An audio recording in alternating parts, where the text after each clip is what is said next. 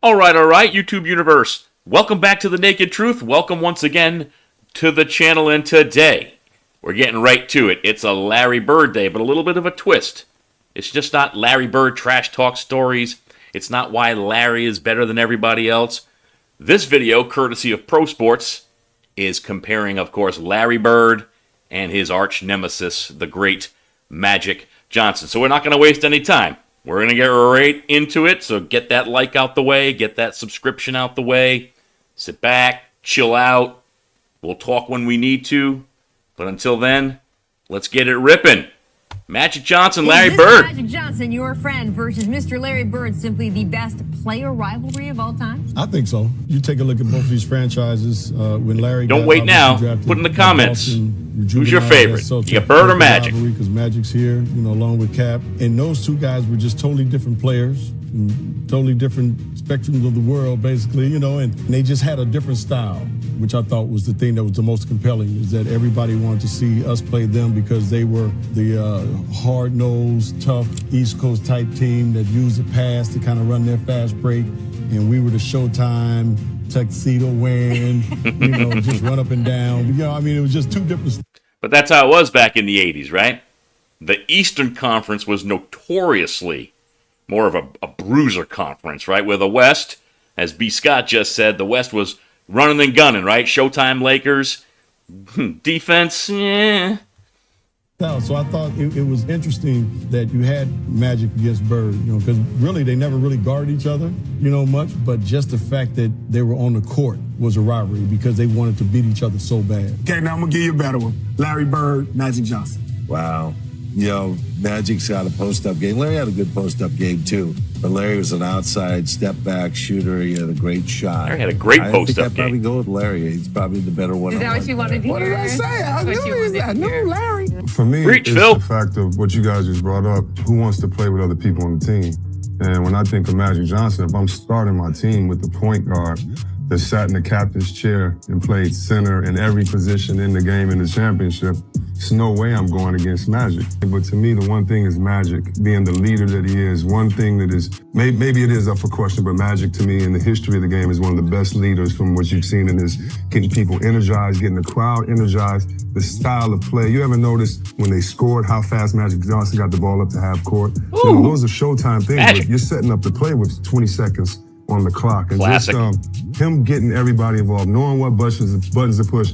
And I don't know if anybody had his intangibles. Go back to the Dream Team, and it felt like there was... What do you boys and girls think? Again, I think this is where I think Larry and Magic are co-equals here, right? IQ, both off the charts. I think that's a wash.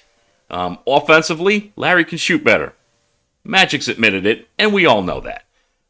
Passing, I think that's actually a wash as well. Larry can pass just as well as Magic. Maybe not as flashy as Magic at times, but Larry, again, the IQ, knowing where everybody is on the court, knowing where this guy's gonna be, probably before that guy knows he's even gonna be there. Those are the type of players that Larry and Magic were.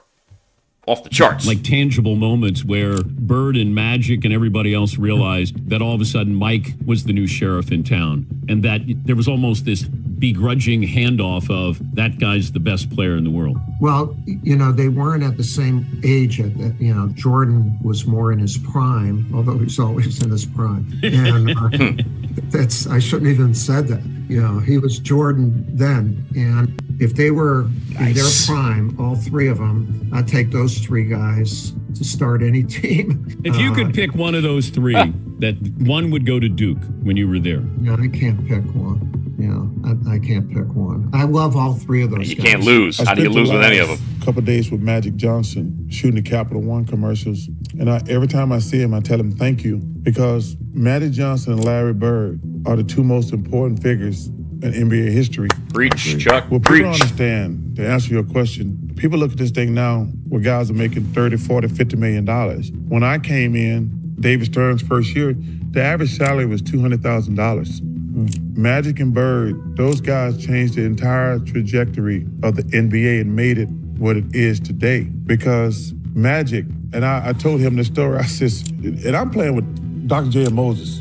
I remember the first time Magic, when he made $1 million, we were going around high-fiving each other. Hell yeah. It would have to be Magic Johnson, because if you look at the traditional point guard, some's got to be the Trailblazers. Not small, but they just smaller. happen to be put there Magic by the was Cosmos. The first oversized guy that excelled at being a point guard. He actually gave Chris and myself the confidence to be able to get the ball, take it off the glass, and go all the way. Mike, best player on the planet, never really had a chance to play against Larry Bird, but I actually used to hate Larry Bird. Hated him. Because, Why? Because, well, not hate him, I was sort of like, jealous of him, because he was a regular guy that did everything. He shouted in your face, he had to fade away.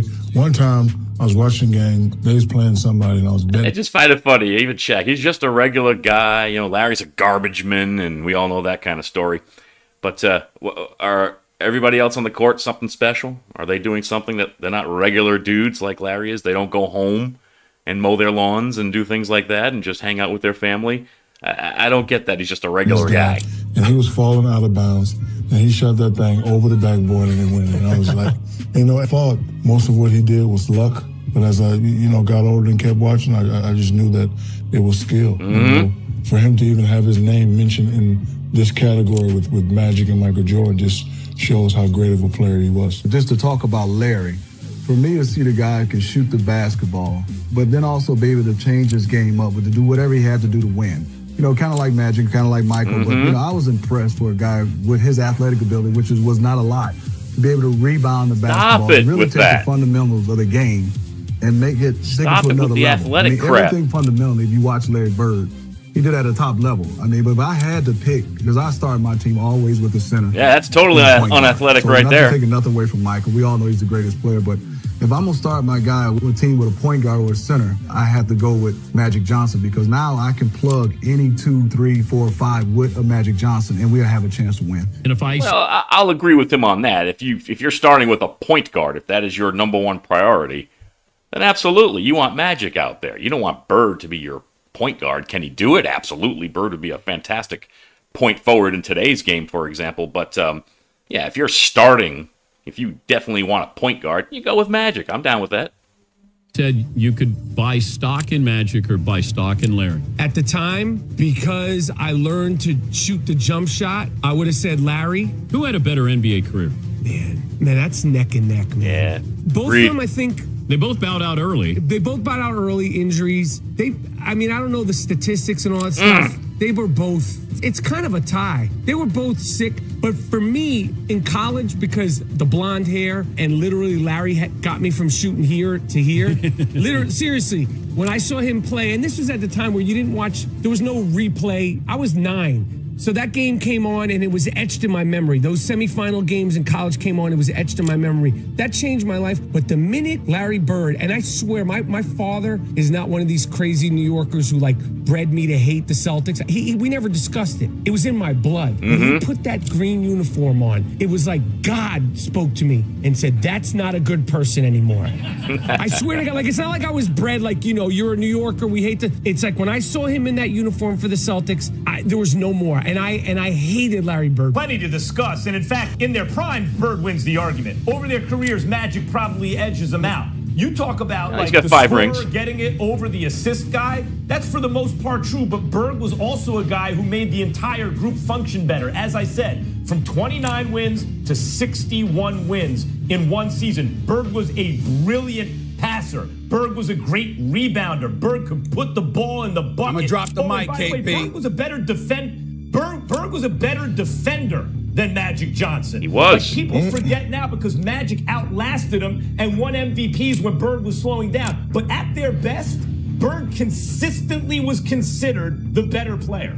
Listen, check this out. We got Bird. Bird, nothing but love and respect. One of the great ones. But you know what? In the National Basketball Association, you had a lot of white dudes who came before Bird, who, by the way, were in Boston, that achieved the Kuzis, the Havliceks of the world, and others. When Magic came on the scene, he was one of a kind. 6'9", point guard, the smile, literally ingratiating himself into every household in America. Bird being white got to do with it. His game was unique. Come on. But Bird's game? Absolutely. Magic was unique at 6'9", playing the point guard role, but Larry's skill set at 6'9". I mean, this is the first guy who's a really closer to a power forward than a small forward, doing step back, fadeaway J's, bombing it from three-point land.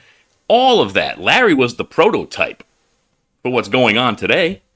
His game. We're talking about his game. Yeah, they're Bird's both game was not unique. It was unique. Unique in their own way. Unique. I remember and that's why we debate against the Lakers the first year that the Celtics won the World Championship with him on the team. He was ridiculous. He came in. I remember our sportscaster played the Superman theme when he was talking about him that night after the game because he did everything: points, rebounds, assists, just steals, you name it. Larry has such a great mind for the game and a great touch. I had a lot of respect for him as a competitor. I think Bird and Magic saved the league, and I think the league took off when the Detroit Pistons showed up on the scene. I think Bird and Magic, what the NBA you always got to weasel yourself in there, Isaiah. 70s, I love it. How the United States was. I mean, we have to talk about that now.